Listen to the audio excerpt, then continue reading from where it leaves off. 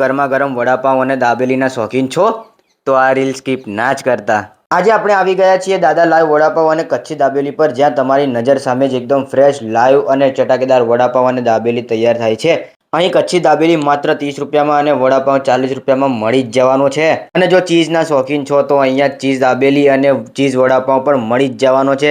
Cheese dabeli તમને 50 રૂપિયામાં અને ચીઝ વડાપાઉં તમને 70 રૂપિયામાં મળી જ જશે। તો હવે આ વિડીયો તમારા 5 ફૂડી મિત્રોને ટેગ કરી દો અને પહોંચી જ જાઓ।